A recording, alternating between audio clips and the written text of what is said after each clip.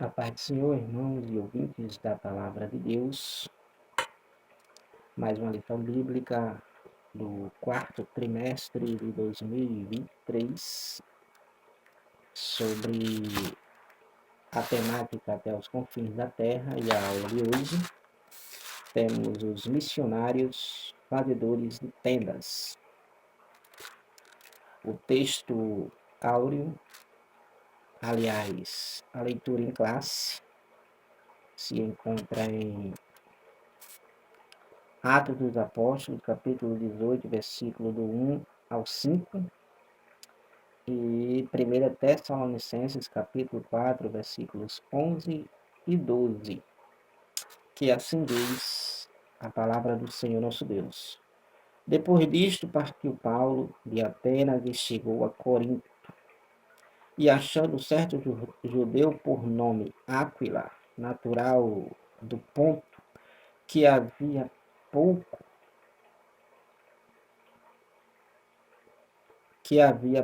tinha vindo da Itália, e Priscila sua mulher, pois Cláudio tinha mandado que todos os judeus saíssem de Roma, se ajuntou com eles. E como era do mesmo ofício, ficou com eles e trabalhava, pois tinha por ofício fazer tendas. E todos os sábados disputava na sinagoga e convencia os judeus e gregos. Quando Silas e Timóteo desceram da Macedônia, foi Paulo impulsionado pela palavra, testificando aos judeus que Jesus era o Cristo.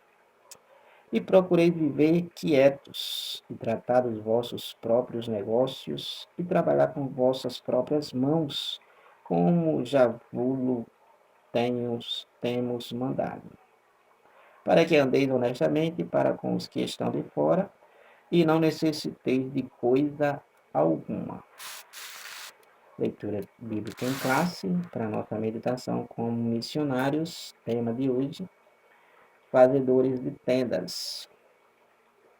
No texto áureo, nós temos no texto áureo, capítulo 20, versículo 34, não se encontra na leitura em classe, mas o versículo 20, capítulo 20 de Atos dos Apóstolos, versículo 24, diz assim: vós bem sabeis que para o que me era necessário, a mim e aos que estão comigo, estas mãos me serviram.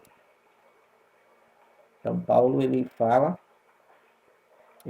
testifica que, de maneira bem clara, ele não se aproveitou, ele não usou de oportunidade, jamais, para barganhar, porque pregava o evangelho ou tinha o ofício de pregador, doutor e realmente um embaixador de Cristo. Então Paulo, ele de forma alguma, ele se aproveitou dessa oportunidade, desse direito. Ao contrário, ele deixa bem claro que vós mesmo sabeis que para o que me era necessário, ou seja, para o meu sustento, para a minha vida, para o meu cotidiano, a mim e aos que estão comigo, Paulo falando, não só ele supriu as suas necessidades, como também a necessidade daqueles que estavam com ele. A mim e aos que estão comigo, estas mãos me serviram. Então, Paulo ele deixa bem claro que, por ele ser um plantador de igrejas, um ganhador de almas, um escolhido de Deus, ele não se tirou vantagem disto. Não, ao contrário. Ele fez, mas também ele trabalhou. Ele teve o seu próprio sustento com o seu próprio suor. Na verdade prática, diz assim: é possível servir a Deus e aos outros por meio de sua profissão, onde quer que você vá. Então, sem sombra de dúvida, é possível servir a Deus e aos outros por meio de sua profissão, aonde quer que você vá. Foi o que aconteceu com Paulo. Paulo, ele serviu a Deus e, através da sua profissão, ele serviu a Deus e aos outros que estavam com ele, de maneira que Deus foi glorificado, exaltado e agradecido. Então, partindo para a lição, os tópicos, missionários e fazedores de tenda, a expressão fazedor de tendas, fazedores de tenda, missionários, fazedores de tenda, logicamente, Paulo, ele, sendo missionário, ele tinha sua profissão, que era justamente fazer tendas. Fazer tendas. Então, nós vamos ver aqui, no primeiro tópico, que é possível sim, como na introdução diz, é preciso abandonar a vocação profissional para exercer o chamado missionário? Não, não é preciso para exercer a vocação missionária, não é preciso abandonar a profissão. Não, não é preciso. Só existe apenas um modelo de chamado missionário? Não, não existe só um modelo missionário. Existem vários. Não existe um único padrão, como a gente vimos na lição anterior. Existem várias formas, da forma que Deus deseja chamar. Então, chamado missionário e vida profissional são irreconciliáveis? Não, não são irreconciliáveis, são reconciliáveis. Dá para conciliar vida profissional e chamado, sem sombra de dúvida, como o próprio Paulo, o texto, o personagem em foco. Ele teve a sua vida profissional e cumpriu cabalmente o seu chamado missionário. Então, no tópico número 1, nós temos a vida profissional de Paulo e a sua vocação ministerial. Veremos aqui nesse tópico número 1. O primeiro subtópico nós temos a profissão do apóstolo Paulo. A profissão do apóstolo Paulo era qual?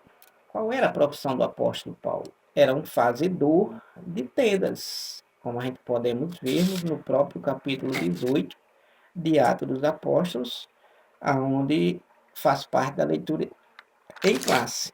Paulo como fazedor de tendas, que encontra um outro fazedor de tendas, Áquila e Priscila, esse casal. Então, nós temos aqui a profissão do apóstolo Paulo. E qual era essa profissão? Era fazedor de tendas. E esse fazedor de tendas, traduzido, significa justamente trabalhar com couro, né? Trabalhadores em couro, ou seja, pessoas que trabalhavam na arte de se utilizar do couro, se utilizar dessa matéria-prima, né? Que poderia ser de pelos de cabras ou, sem sombra de dúvida, é o couro da própria cabra. Então, no Novo Testamento, há um casal que tinha a mesma profissão do apóstolo Paulo, Priscila e Áquila, como está na leitura em classe, capítulo 18 de Atos. Devido a um edito do Império Romano, Cláudio, o imperador Cláudio,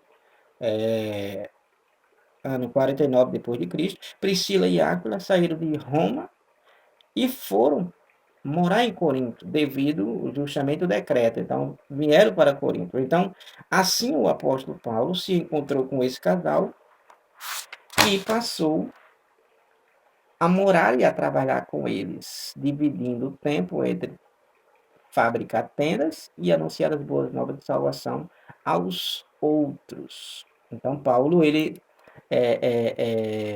encontra esse casal. Encontrando esse casal, então Paulo se alia a eles e começam agora a ter essa parceria, essa cooperação, tanto em fazer a obra de Deus, como também se valer da própria profissão. Então, nós temos aí no capítulo número 18 de Atos dos Apóstolos, e versículos número 18 e 19, principalmente no 19, Áquila e Priscila, se não me foge da memória, eles tinham raspado a sua cabeça justamente por causa de um voto, né? E ali se aliaram a Paulo. Se aliaram a Paulo em fazer tendas na profissão e, logicamente, em anunciar as boas novas. O projeto de salvação, dado por Deus, logicamente, eles agora estavam transferindo nessa parceria aí bem alinhada. Então, nós temos aí, subtópico número 2, como o apóstolo Paulo conjugava vida profissional e ministerial. Como é que Paulo conjugava sua profissão, sua vida profissional e a sua vida ministerial, a sua vida missionária, atendendo ao chamado de Deus. A tradição judaica exigia que os mestres religiosos oferecessem gratuitamente os seus serviços espirituais e cada rabino, cada mestre, tinha que aprender uma profissão para se sustentar. Então, a tradição judaica em Israel, essa tradição ela exigia essa tradição que os mestres religiosos, os professores, os doutores religiosos oferecessem gratuitamente os seus serviços espirituais e cada rabino tinha que aprender uma profissão para se sustentar. Então, um mestre em Israel, olha só, ele tinha que verdadeiramente oferecer esse serviço gratuitamente, que logicamente né? O próprio Jesus, ele disse que de graça recebeste, de graça dai. Então, dentro desse judaísmo, dessa tradição judaica, os mestres, eles tinham que realmente ministrar, eles tinham que oficiar, e além de tudo mais, eles tinham que aprender uma profissão. Eles tinham que ter uma profissão para que realmente essa profissão pudesse o sustentar, para que essa profissão pudesse verdadeiramente fazê-lo se manter e jamais ele viesse a ter as suas necessidades sem ser supridas. Então, essa profissão era justamente para custear o seu dia a dia, o seu cotidiano, a sua vida, em todos os sentidos, de maneira social, de maneira eclesiástica, de maneira espiritual, religiosa, de maneira civil, né? Então, essa profissão era para justamente o sustentar, que uma profissão, logicamente, é para sustentar aquele a qual verdadeiramente o tem essa profissão. Então, vejamos aqui, ó. Maier Pierman,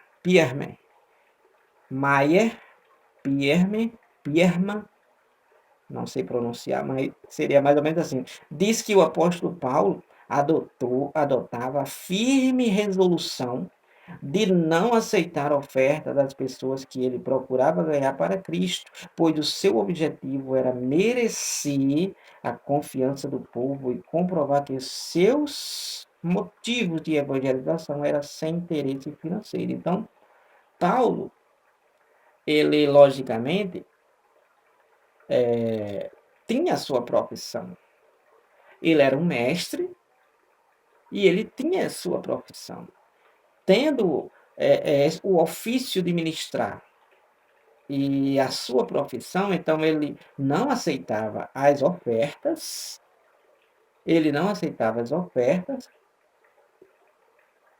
para justamente essas ofertas, ele aceitando, aqueles que o ofertaram, não imaginar que ele estivesse agora querendo barganhar com isso, ganhar dinheiro em cima deles. Então, Paulo, ele justamente se recusava, ele tinha todo o direito de aceitar. Porém, ele recusava para que justamente não viesse denotar, para que não viesse perder a confiança do povo, o povo achando que ele estava fazendo por interesse, pregando por interesse, evangelizando por interesse, ministrando por interesse, pastoreando por interesse, liderando por interesse, fazendo o que estava fazendo por interesse financeiro. Não, Paulo, ele cortou esse barato. Ele cortou esse barato. E justamente isso fazia com que ele trabalhava e oficiava religiosamente, ministrava, ensinava, fazia sua missão, cumprindo o seu chamado. Então, Paulo, ele, de forma alguma, ele se valeu dessa situação. De forma alguma, ele se aproveitou para tirar vantagem dos irmãos. Jamais. Ele, ao contrário, na própria leitura, no próprio texto, em classe, ele disse: vós mesmo sabeis que, para o que me era necessário, para o que eu precisava, e aos que estavam comigo, estas mãos me serviram, trabalharam arduamente. Ele chega a declarar que ele trabalhava noite, trabalhava dia, noite e dia, para justamente não ser pesado a ninguém. Então, justamente quando a gente analisamos o capítulo de Coríntios, capítulo 12, 1 Coríntios, primeira carta do apóstolo Paulo aos Coríntios, capítulo número, deixa me ver, capítulo número 9, versículo número 12, de 1 Coríntios, Paulo, ele falando sobre essa questão de não barganhar, de não tirar vantagem, proveito da fé dos irmãos, como que fosse uma mercadoria, a fé dos irmãos, um produto, aquilo que ele estava pregando, como fosse um produto vendendo. Não, Paulo, ele não se aproveitou disso. Capítulo número 9, versículo número 12, ele diz assim, ó, se outros participam deste poder sobre vós, por que não? E mais justamente nós. Mas nós não usamos deste direito. Antes, suportamos tudo para não pormos impedimento algum ao Evangelho de Cristo. Paulo diz: outros não recebem, outros não são beneficiados, outros não recebem as ofertas. Então, por que não nós, muito mais ainda, porque nós trabalhamos com abnegação, trabalhamos com humildade, com sinceridade, com honestidade entre vós, porque nós também não teríamos esse direito. Mas nós não queremos, ainda que tenhamos esse direito, mas nós não queremos, Paulo deixa bem claro, versículo 12, antes suportamos tudo para não pormos impedimento algum ao Evangelho de Cristo, para que nós, aceitando as ofertas, isso não sirva de impedimento para que o Evangelho de Cristo chegue até vós. Olha só, é uma grande lição para os brasileiros que não pode ver uma oportunidade de receber um convite, de receber um chamado para ir a uma eventualidade, a um culto, que já exige uma gasolina, que já exige um custo para poder se deslocar e ir até um determinado lugar a qual foi chamado. Infelizmente, ainda não entenderam o que Cristo ensinou.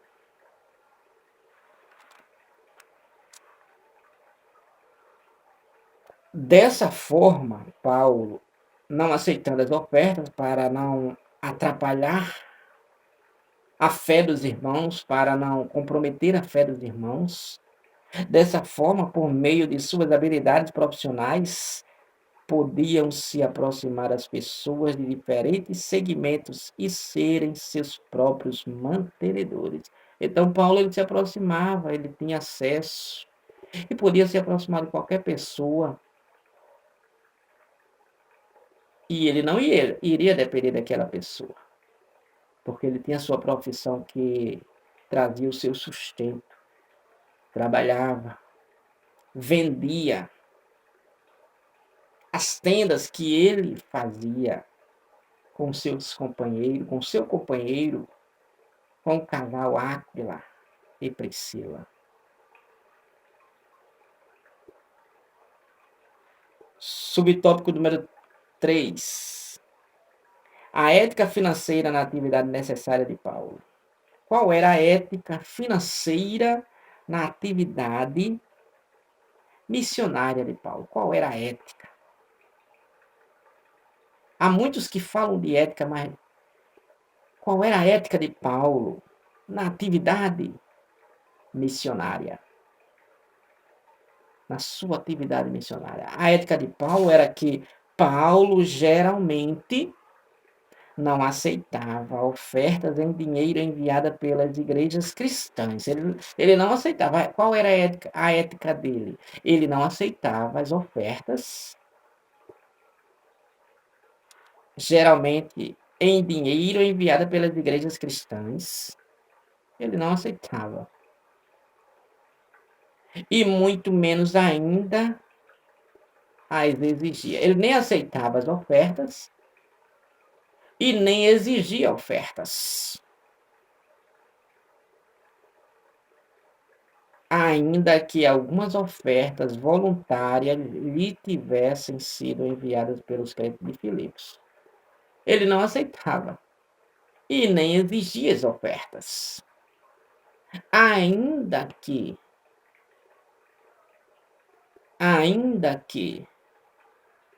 algumas ofertas voluntárias lhe tivessem sido enviadas pelos crentes de Filipos. Ainda que. Aí Paulo aceitou ofertas? Aceitou. Claro que aceitou. Quando a gente analisamos Filipos, os filipenses, capítulo 4, versículo 10 a 12,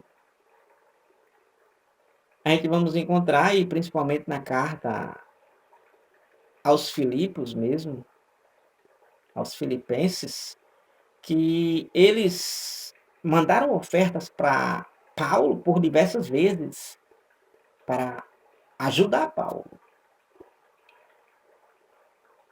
Mas qual era a ética financeira na atividade missionária de Paulo? Era que Paulo nem exigia e nem aceitava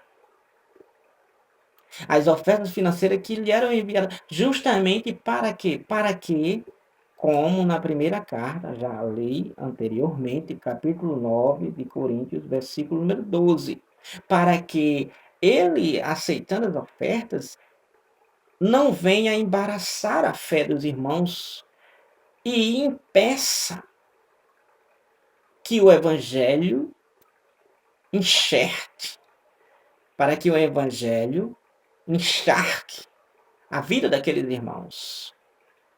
Então, Paulo, ele já brecava, freava, para justamente isso não ser um impedimento de Cristo ser luz na vida daqueles a qual ele estava evangelizando, ensinando, doutrinando.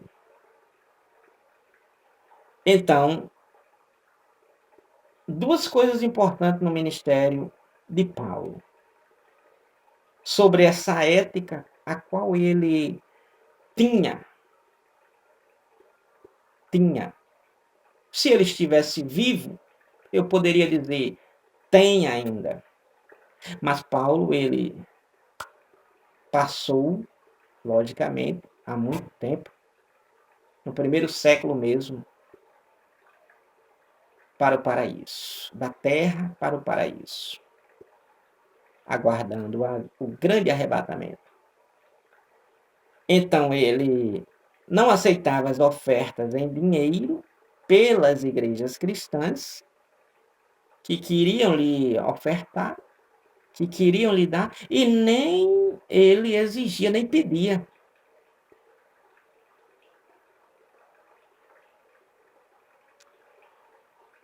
É o que mais acontece na atualidade. Exigências, pedidos e mais pedidos, na ética financeira, na atividade missionária de Paulo, ele não exigia. E olha que ele estava em missão, atividade missionária, aonde necessitava do pão, necessitava da água, necessitava da vestimenta, necessitava da estadia, mas ele não exigia. Ele não pedia, ele não chantageava, ele não fazia lavagem cerebral, ele não intimidava as pessoas. Ele não intimidava as pessoas, jamais. Então, Paulo, na atividade missionária, na ética que ele tinha, então, a vida profissional de Paulo e sua vocação ministerial, então, a vida ministerial de Paulo, a sua vida profissional, sua vocação ministerial, então, com certeza, ele não deixou ser, jamais, de forma alguma, adulterada. Jamais, de forma alguma, ser que não seja sincera. Então, Paulo, esse abnegado servo de Deus, ele viveu de maneira ética e vocacionalmente de acordo com a vontade de Deus.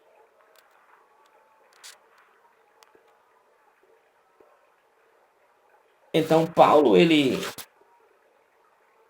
se valeu da sua profissão, mas não anulou o seu chamado. Tópico número 2. No tópico número 2, nós temos missionários, fazedores de tendas. Missionários, fazedores de tendas. Justamente é o tópico correspondente ao tema da lição. Então, fazedores de tendas. Fazer tendas não é uma ideia nova. É antiga. É tão antiga quanto as Escrituras, conforme estudamos em Atos 18.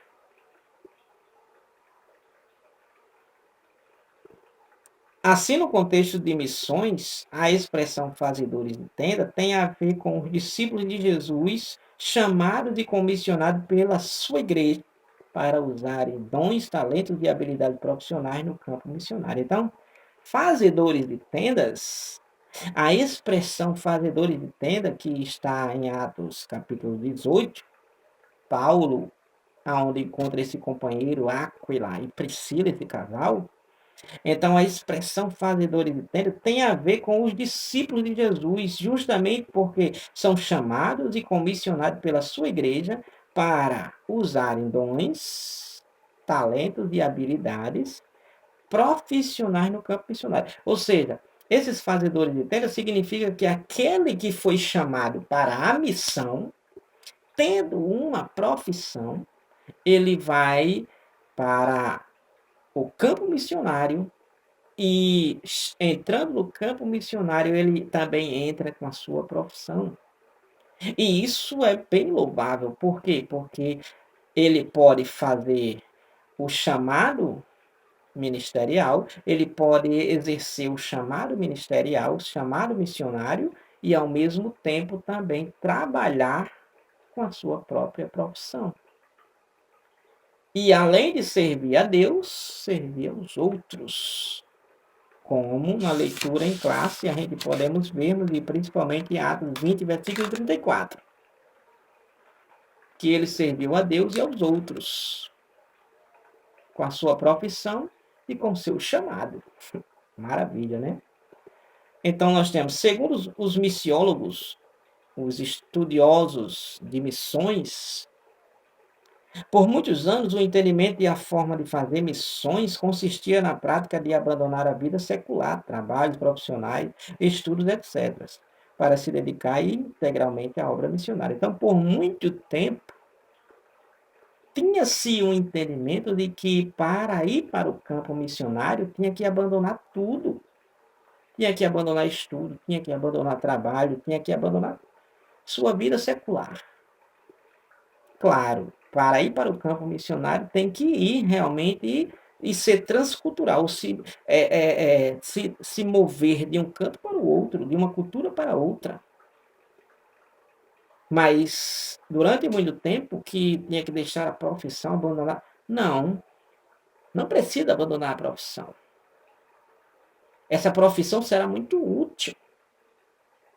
Essa profissão será muito eficaz, contribuirá bastante para que o chamado missionário tenha êxito.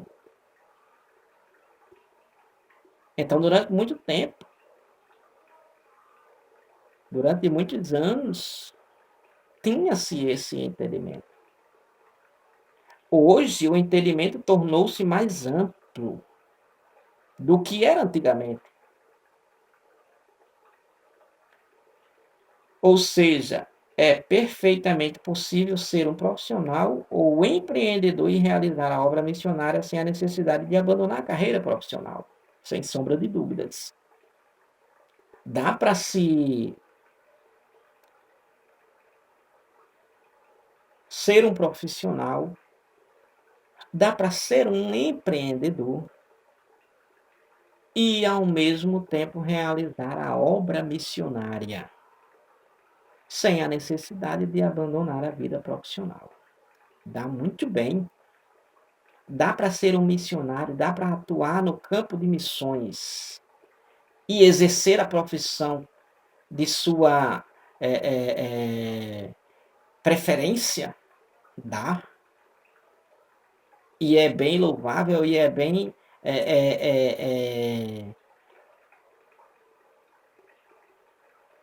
atribuída na ligação missionária. Dá muito bem. Subtópico número 2, a força missionária no mundo. A força missionária no mundo. Quando começou essa força missionária no mundo? Começou com a ação de Deus, bem provável, bem justo, bem bíblico, né? Bem base. Começou com Deus, a força missionária no mundo começou com Deus. E Ele conta conosco para continuar com essa missão. A força missionária no mundo começou com Deus. E Deus conta conosco para que verdadeiramente possa continuar essa missão. Então, vejamos bem. A maior força missionária cristã no mundo é formada por profissionais. Pessoas que têm profissão mesmo.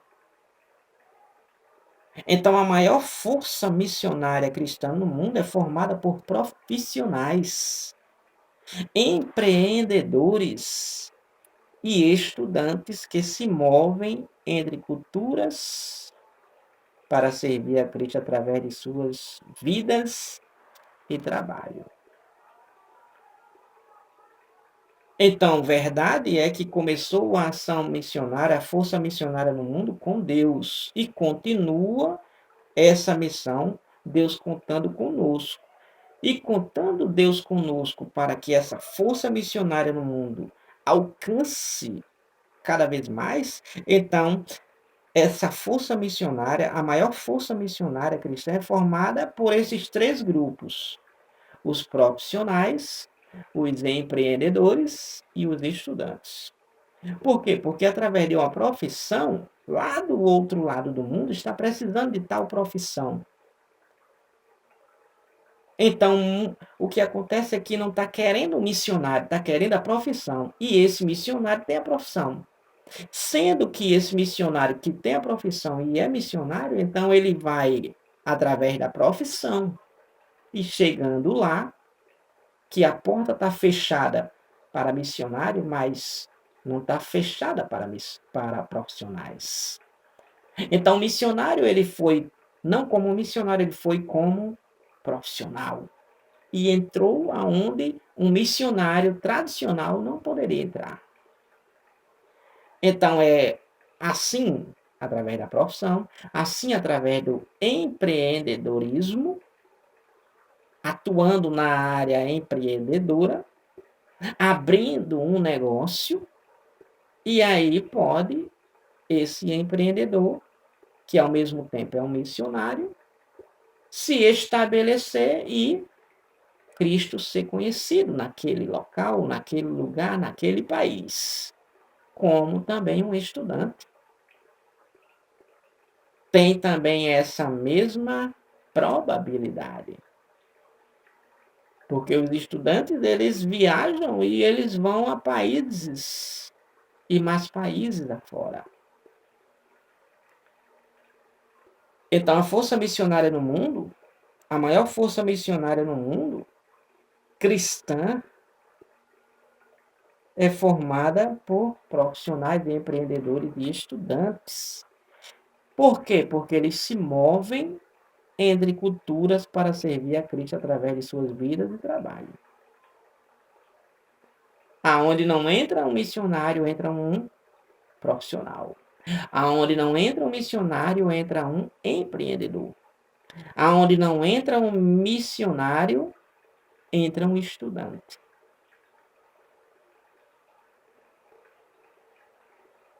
Então, assim, a maioria dos grupos de povos não alcançados ou menos alcançados vivem em nações que são fechadas aos missionários tradicionais, ou seja, aqueles que não são alunos, aqueles que não são empreendedores e aqueles que não são profissionais. Então, os grupos não alcançados, de povos não alcançados, a maioria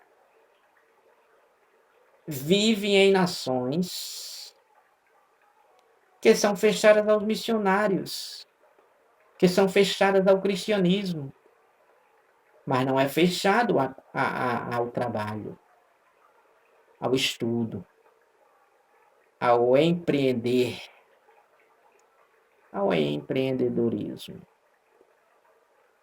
Já profissionais e empreendedores cristãos são aceitos nesses mesmos países, enquanto os missionários, declarados missionários para pregar a Cristo, não são aceitos, os mesmos, sendo considerados profissionais ou empreendedores ou estudantes, são aceitos.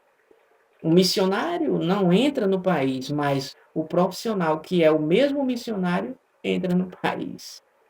Então, Deus usa essas formas estratégicas,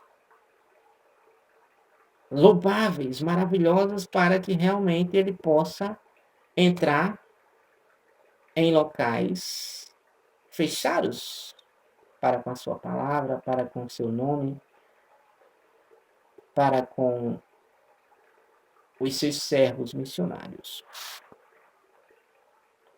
Então, Cristãos com diferentes habilidades, ofícios, negócios e profissões têm acesso a lugares onde os tradicionais missionários, plantadores de igrejas e evangelistas não têm.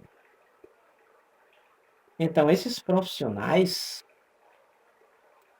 esses grandes profissionais, eles têm acesso a lugares onde os missionários tradicionais, evangelistas, não têm. Então, Deus se utiliza dessa profissão, dessa arte profissional, para poder entrar naquele lugar. Subtópico número 3. O preparo dos fazedores de tendas. Como os outros missionários, os fazedores de tendas devem se preparar plenamente para se tornarem os ministros transculturais mais eficientes que puderem. Então, os missionários fazedores, os missionários, como os outros missionários, esses que a gente estamos falando, Paulo, Áquila, Priscila, e outros que se utilizaram, usaram suas profissões e puderam ganhar lugares, pessoas, povos, por meio de suas profissões, suas artes profissionais. Então, os fazedores de tenda de hoje devem se preparar plenamente para se tornar os ministros transculturais mais eficientes que puderem. Então, hoje os missionários eles têm que se preparar o máximo que eles puderem para que realmente eles consigam, com eficiência, plenamente preparados, alcançar os povos. Nesse aspecto, há um crescimento significativo de profissionais missionários ou fazedores de tendas chamados para missões. São homens e mulheres treinados por instituições missionárias com experiências reconhecidas para que eles usem suas profissões no exterior a fim de testemunhar de Cristo, principalmente em países fechados para o trabalho missionário tradicional. Então vejamos que, nesse aspecto, há um crescimento, há um crescimento significativo de profissionais missionários que estão se preparando, se qualificando, que estão realmente crescendo, que estão realmente buscando para que possam entrar aonde o missionário tradicional não pode entrar. Imagine um missionário hoje, simplesmente ele não tem uma profissão, ele não tem um empreendedorismo e de repente vai ao campo missionário. Fica difícil. Agora, de repente, esse mesmo missionário, ele vai para o campo missionário, mas de repente ele tem uma atividade profissional. Ele é um professor, por exemplo. Então ele vai para aquele país, ele vai o quê? Entrar como professor. Entrando como professor, ele vai para uma escola. Já tem ali um grupo de alunos, pais de alunos, funcionários daquele colégio, daquela faculdade, por exemplo. E quando pensa que não, ele está evangelizando. Entrou como professor, mas de repente está como missionário, evangelizando, pregando, anunciando, mostrando o evangelho da cruz. Jesus, o Salvador da humanidade. Então, fazedores de tendas é uma expressão missiológica que se refere aos profissionais que fazem missões. Quando se fala de fazedores de tendas, usando a expressão bíblica, fazedores de tenda, que é uma expressão bíblica mesmo, Atos capítulo 18. Então está se referindo a essa expressão aos profissionais que fazem missões através de suas profissões. Tranquilo? Beleza? Tópico número 3. No tópico número 3, nós temos profissão, vocação, profissão e missões. Entrelaçados. Estava em Paulo, pode estar em você também. Vocação, profissão e missões. Subtópico número 1. Deus é quem chama. Deus é quem chama. Muitas são as oportunidades para nos envolvermos com os trabalhos em nossas igrejas locais. São muitas as oportunidades. Todavia, é Deus quem coloca em nosso coração a disposição ou aptidão para executar um determinado ofício. Existem várias oportunidades de nós nos envolvermos com os trabalhos em nossas igrejas locais, a qual estamos congregando. São várias as oportunidades. Porém, mesmo sendo várias oportunidades, todavia é Deus quem coloca em nosso coração a disposição para trabalhar, para servir. E a aptidão, é Deus que coloca a disposição e a aptidão, o gosto, o prazer, o amor para executar um determinado ofício. Então é Deus quem coloca. Porque quando Deus coloca, é diferente de alguém que é colocado pelo pastor, pelo líder, é colocado por colocar, porém aquele não tem disposição nem aptidão para servir. E o que vai acontecer é que não vai desenvolver,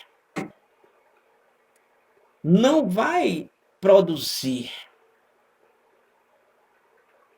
porque justamente não teve a disposição dada por Deus e a aptidão. E, logicamente, fica neutro, apesar da função. Então, nós temos é Deus quem gera em nós o envolvimento com causas específicas que nos levarão a trabalhar em atividades que fazem sentido, inclusive na realização pessoal. Então, é Deus quem coloca a aptidão e a disposição pelo ministério, na sua obra, e, logicamente, é Deus quem coloca, inclusive,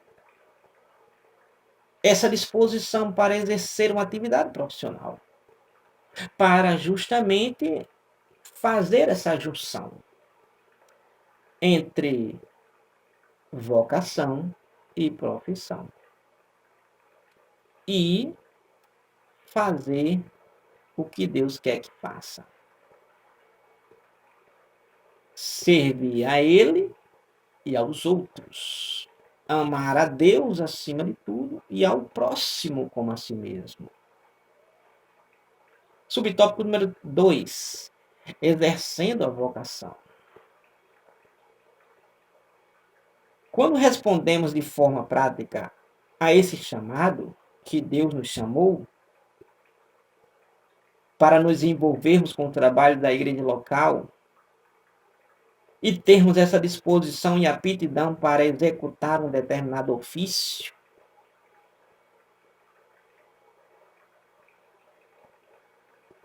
Então, vejamos que, quando respondemos de forma prática a esse chamado, exercendo a nossa vocação, é que encontramos nosso propósito de vida. Olha só como é maravilhoso aqui o que o comentarista está focando.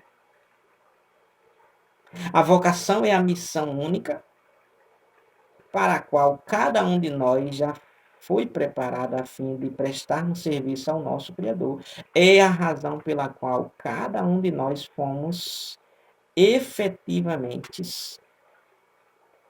criados por Deus. Então, essa vocação já foi uma missão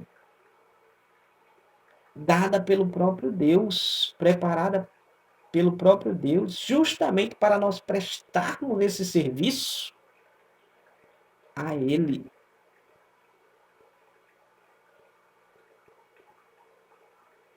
Então é Deus quem faz tudo isso.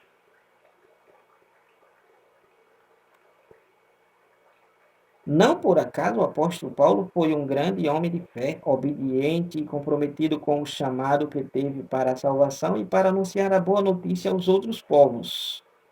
Ele compreendeu que a mensagem e a vida de Jesus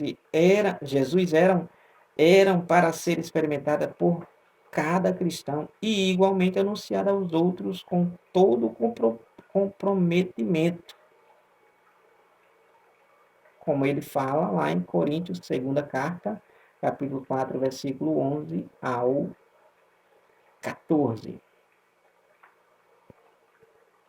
que assim diz: E assim nós que vivemos, estamos sempre entregues à morte por amor de Jesus, para que a vida de Jesus se manifeste também na nossa carne mortal. De maneira que em nós opera a morte, mas em vós a vida. E temos, portanto, o mesmo espírito de fé, como está escrito, e por isso falei, nós cremos também, por isso também falamos. Sabendo que o que ressuscitou o Senhor Jesus nos ressuscitará também por Jesus e nos apresentará convosco.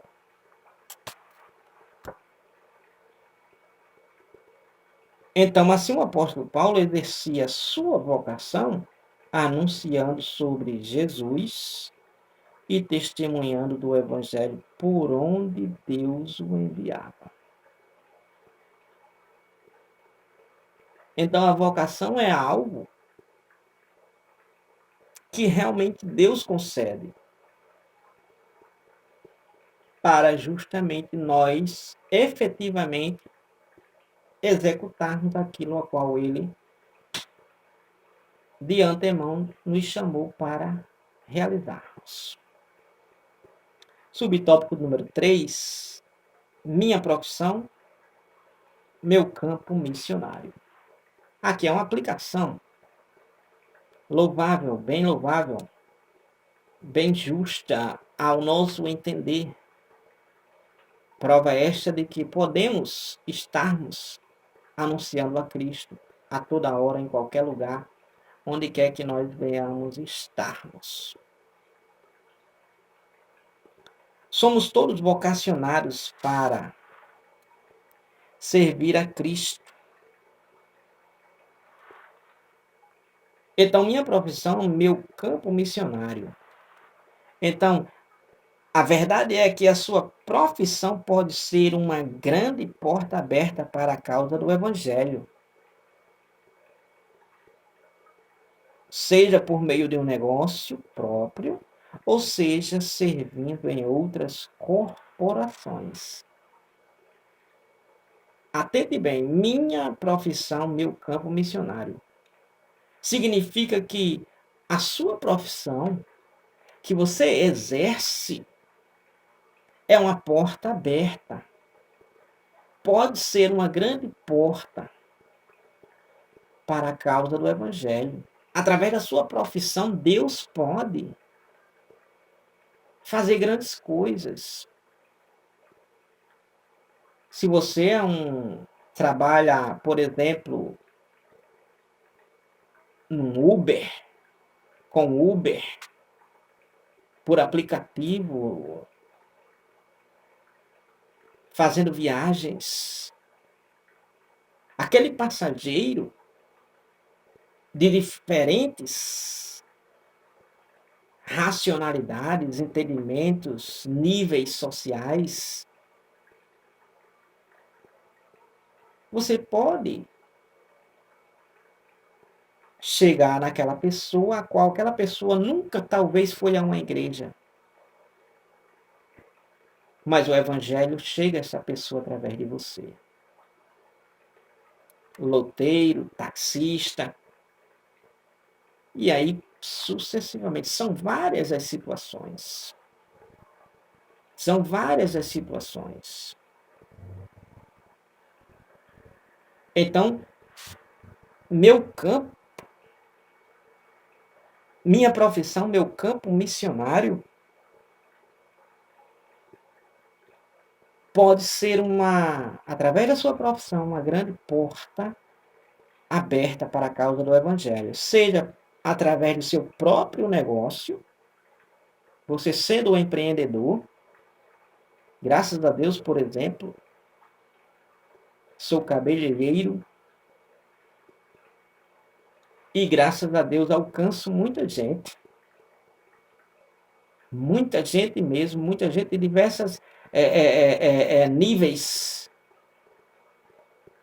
entendimentos, e graças a Deus por isso. E tenho visto muitas das pessoas que levantam a mão para Cristo, para a glória de Deus, têm o privilégio de dizer que aquela pessoa, essa pessoa, nem que seja um folheto, através da minha pessoa, ela recebeu. Várias pessoas, na minha própria cadeira, orando e aceitando até mesmo. Digo isso para a glória de Deus, não para me mostrar. Estou a nível de internet, não é a nível local da minha igreja, Serra Pelada. E assim acontece em toda profissão. É um comerciante, é um feirante, em toda profissão você tem a oportunidade, ali é o seu campo missionário. E você não pode ficar de boca fechada. Quantos cristãos só querem abrir a boca, só querem propagar se for com o microfone na mão. Se for num domingo, igreja lotada, a congregação cheia.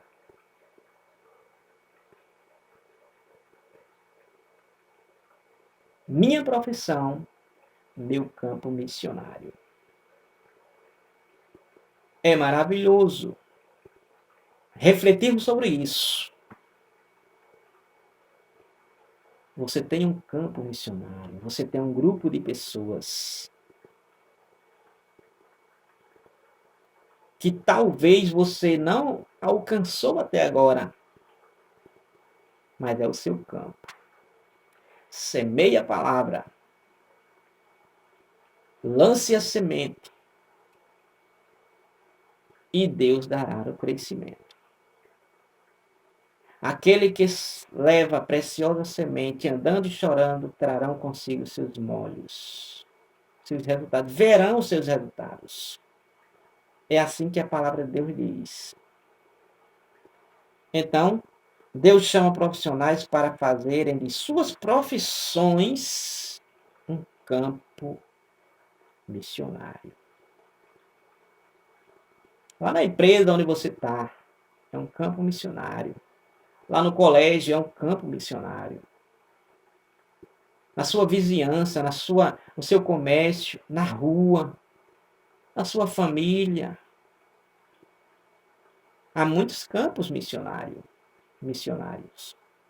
E precisamos fazermos jus ao que Deus realmente nos confiou, nos deu. Então, que Deus abençoe a todos, você, sua casa, sua família. E não se esqueça, meu campo minha profissão, meu campo missionário. Não perca tempo. Não espere essa pessoa ouvir Jesus falar com ele somente quando ele for a uma igreja. No seu carro, na sua moto, no seu ambiente, na sua casa, aonde quer que você esteja. Deus abençoe a todos. Em nome de Jesus e até a próxima. Se você puder, pode se inscrever. Agradeço de coração. Se gostou, curte. Se tiver alguma dúvida, alguma sugestão, pode comentar e também pode compartilhar. Fica a seu critério. Deus abençoe a todos. Você seja ricamente abençoado por Deus, em o nome de Jesus. Amém.